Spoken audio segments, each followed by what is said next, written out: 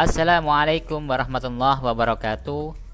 Kita akan melanjutkan materi kita mengenai tata cara menganalisa analisis korelasi, melakukan analisis korelasi menggunakan GSP, baik menggunakan parametrik maupun non parametrik, begitu ya. Ini merupakan materi kelanjutan dari materi sebelumnya, part 1 mengenai analisis korelasi, tentang konsep-konsep yang harus kawan-kawan pahami sebelum kawan-kawan melakukan sebuah analisa korelasi, begitu. Oke, baiklah. Tahap pertama adalah kita yang pertama itu menentukan hipotesa dulu ya, H0 dan H1, dimana kalau H0 itu tidak terdapat hubungan antara regulasi diri, katakanlah contohnya adalah variabelnya ada dua, pertama adalah regulasi diri dan kedua adalah prestasi akademik siswa. Jadi H0-nya tidak ada hubungan antara regulasi diri dengan prestasi akademik siswa. Dan yang kedua adalah H1-nya, hipotesa kerjanya, terdapat hubungan antara regulasi diri dengan prestasi akademik siswa, begitu. Nah, sebelum kawan-kawan melakukan sebuah uji korelasi, maka kawan-kawan harus memiliki data terlebih dahulu. Oke, data silakan di download itu ya di e-learning yang sudah saya siapkan, begitu. Nah, nantinya sebelum Anda melakukan uji korelasi, maka Anda harus melakukan atau menghilangkan outlier ya, data yang sangat menyimpang, supaya apa? Supaya hasil analisa kita menjadi lebih cermat, begitu. Oke. Bagaimana cara melakukan analisa data tersebut? Mari simak di JASP tentang analisa korelasi. Oke.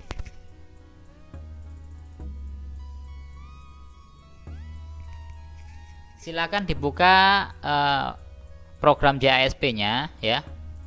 Kemudian klik di sini open datanya. Kemudian kebetulan saya menyimpannya itu di materi 11 ya. Oke, saya menyimpannya di materi 11. Di sini data latihan korelasi, nanti silahkan di-download gitu ya. Kita tunggu loading dataset dulu terlebih dahulu, begitu. Nah, ini ada dua variabel, pertama adalah SRL dan yang kedua adalah prestasi akademik. Oke ya. Nah, apakah ada hubungan antara SRL dengan prestasi akademik? Sebelum kita melakukan uji itu, maka kita melakukan melihat apakah ada outlier atau tidak, atau data yang sangat menyimpang atau tidak, begitu ya. Oke, caranya bagaimana? Deskriptif, kemudian deskriptif statistik gitu ya. Masukkan SRL ke dalam variables, prestasi juga masukkan ke dalam variables gitu ya. Ini muncul datanya, missing value-nya dan seterusnya, ada standar deviasinya, maksimum dan minimum. Kemudian klik yang plot. Yang mana? Yang box plot. Yang box plot elemen dan label outlier, nanti akan muncul outlier yang akan ditampilkan, begitu ya. Kalau untuk SRL aman, tidak ada outlier. Kemudian prestasi akademik ada outliernya, yakni subjek ke-9 dan subjek ke-43. Maka subjek ke-9 dan 43 ini silakan bisa jadi nanti akan dibuang. Bagaimana cara membuang outlier ini? Sangat mudah sekali ya, sangat mudah sekali. Caranya adalah klik di sini, klik dua kali gitu ya. Nah, nanti akan muncul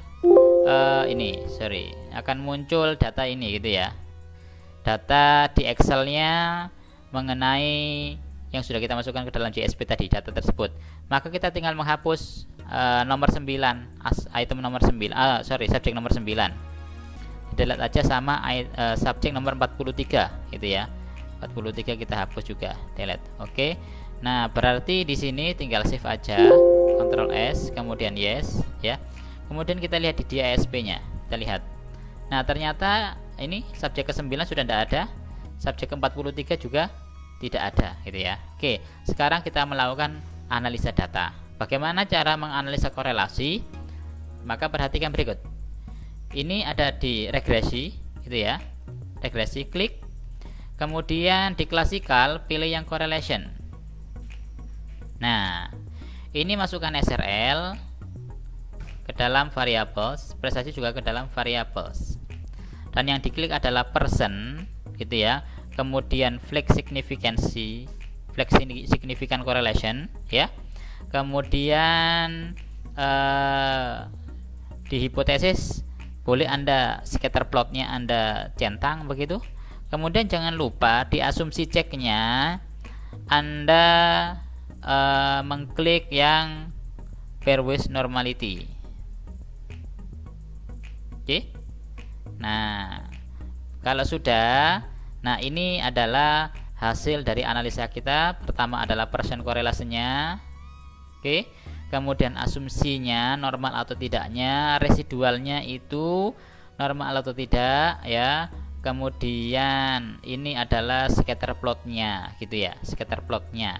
Ternyata bentuk gambarnya seperti ini gitu, nyebar gitu ya. Nah, yang perlu kita perhatikan adalah yang pertama adalah mengecek tentang asumsinya, apakah asumsi normalitas terpenuhi atau tidak ya. Yang kedua adalah hasil uji hipotesanya. Oke, simak output ini akan saya copy. Kalau cara ngopinya tinggal copy gitu aja ya. Kemudian saya silakan taruh di Excel, di Excel boleh, di Word boleh gitu ya. Kebetulan ini saya taruh di PPT gitu hasilnya. Oke.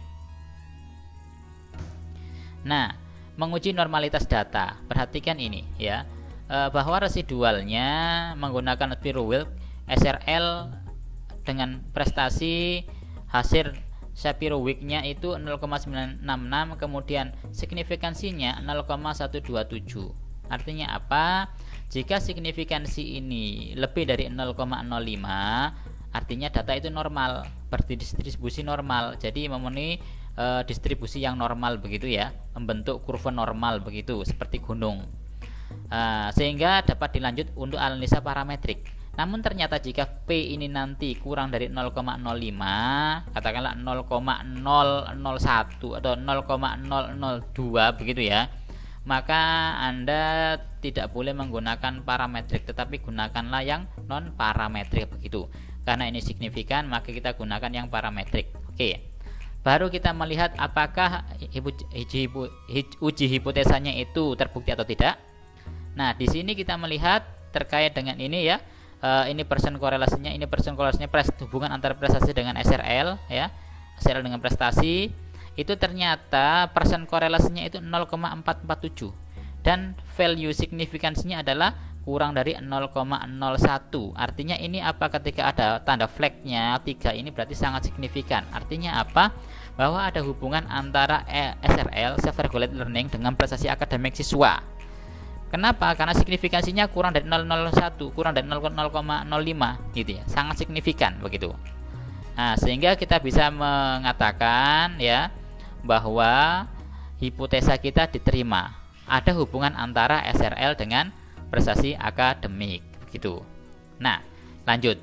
Untuk korelasi sederhana seperti ini lebih mudah dengan melihat tabel pasangan ya. Kembali ke analisis dan centang pilih display pairwise tabel. Kalau hanya dua, korelasinya hanya 2 gitu ya, maka kita kembali ke JSP.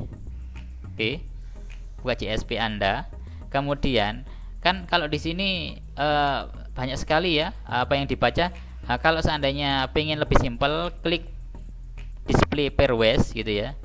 Nah, ini hasilnya. Nah, simpelkan SRL dengan prestasi, persennya sekian, P-nya sekian, lebih enak, lebih simpel gitu ya. Itu display pairwise-nya. Kemudian ini contohnya gitu ya.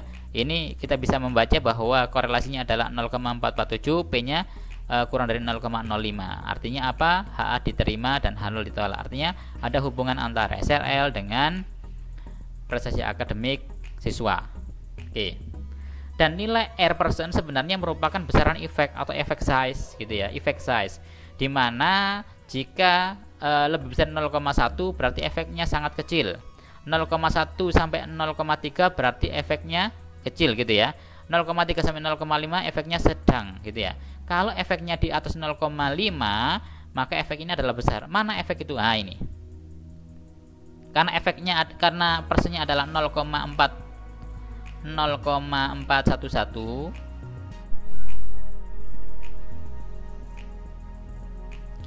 Karena R persennya besaran korelasinya adalah 0,447, ini di antara 0,3 sampai 0,5, maka besaran efeknya tergolong sedang, atau efek size-nya tergolong sedang, efek size-nya tergolong sedang, begitu.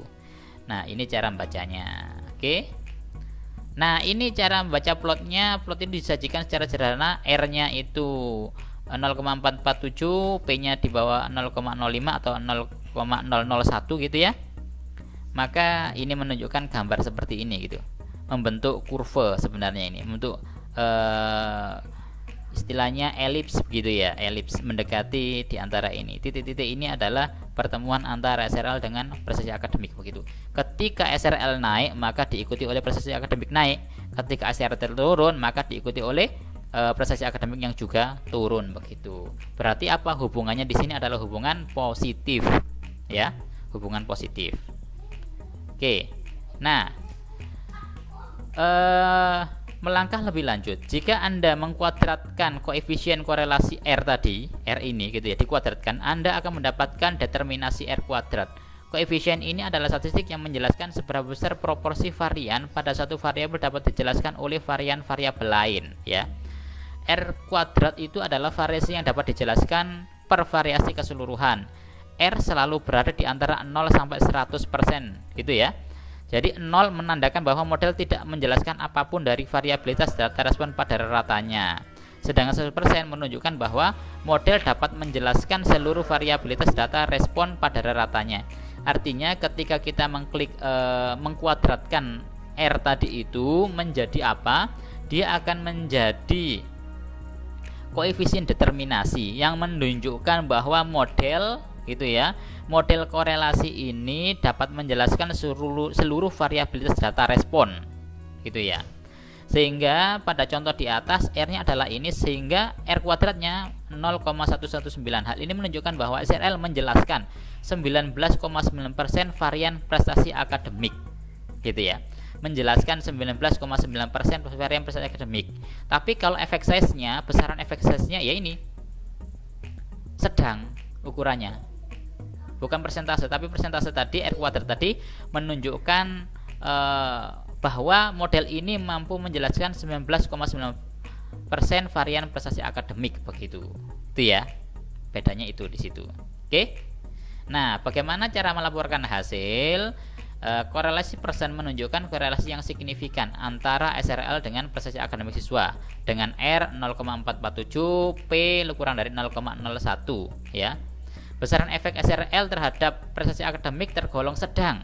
Kenapa? Karena antara 0,3 sampai 0,5, yakni 0,447.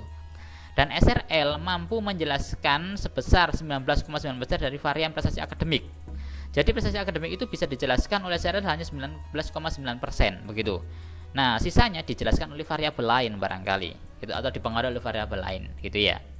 Nah, itu yang bisa kita laporkan, dan ini adalah yang kita laporkan di dalam skripsi kita ketika kita menjelaskan sebuah hasil penelitian begitu. Oke. Nah, baiklah, ini adalah statistik parametrik gitu ya. Namun jika ternyata hasilnya itu tidak normal, uji asumsinya tidak normal gitu. Jika data bersifat ordinal atau kontinu tetapi melanggar asumsi yang disyaratkan untuk menjalankan uji parametrik atau normalitasnya tidak terbukti gitu ya, maka kita melakukan uji korelasi non parametrik alternatif dari koefisien korelasi persen. Apa itu? Menggunakan Spearman Rho atau Kendall T Baum ya. Bisa digunakan ini, tetapi saran saya gunakanlah yang Spearman Rho. Kenapa? Karena untuk data besar dan bisa dipakai untuk efek size-nya. Kalau tahu Kendall T Baum ini nggak bisa dipakai untuk melihat efek size-nya begitu. Oke. Nah, ini contohnya kita menjalankan yang namanya uji Spearman dan Kendall T Baum tadi itu. Oke, baiklah kita masuk ke JSP lagi begitu ya. Oke, perhatikan JSP-nya. Kita umpamakan ilustrasikan data ini adalah data yang tidak normal. Data yang tidak normal. Tuh. Caranya adalah katakanlah ini datanya tidak normal. Kalau data tidak normal maka tidak perlu dicentang. Uji asumsinya nggak perlu dicentang ya. Ini yang mana Pak? Persennya dihilangkan, ganti Spearman sama Kendall T Baum gitu ya. Nah, ini kalau ini tetap saja enggak apa-apa gitu. Ketika ini diklik gitu ya, muncul di sini Spearman row berapa, P-nya berapa, kendal T baum ini dan seterusnya gitu. Nah, ketika ini sudah, maka ini hasilnya. Ini hasilnya, korelasinya menggunakan Spearman row atau kendal T baum. Oke, kita copy, kita masuk ke dalam, dan ini adalah scatter plotnya gitu ya, scatter plotnya. Kita akan masuk ke dalam sini hasilnya. Oke, hasilnya korelasinya SRL dengan prestasi akademik Spearman sebagaimana terlihat pada tabel analis Spearman, terdapat korelasi signifikan di mana P-nya kurang dari 0,05, yaitu 0,002. Ini kan kurang dari 0,05 antara SRL dan prestasi akademik, di mana skor SRL yang lebih tinggi menunjukkan posisi yang lebih baik pada prestasi akademik. Besarannya sedang 0,403. Kenapa? Karena di antara 0,3 sampai 0,5. Kalau ini nggak bisa dilihat besarannya gitu ya. Dan ini adalah bentuk scatter plotnya gitu. Sehingga apa? HA diterima. Ada hubungan antara SRL dengan prestasi akademik. Dengan row-nya 0,406, P-nya di bawah 0,05, dan besarannya efeknya adalah sedang. Kenapa? Karena 0,406 begitu. Ini cara melaporkannya. Oke? Inilah cara sederhana, sangat simpel sebenarnya, sangat cepat untuk mencari korelasi sebuah antara dua variabel begitu ya, baik parametrik maupun non parametrik. Oke, silakan di-download datanya dan segera dipraktekkan agar Anda tidak lupa dalam memahami materi ini. Terima kasih. Wassalamualaikum warahmatullahi wabarakatuh.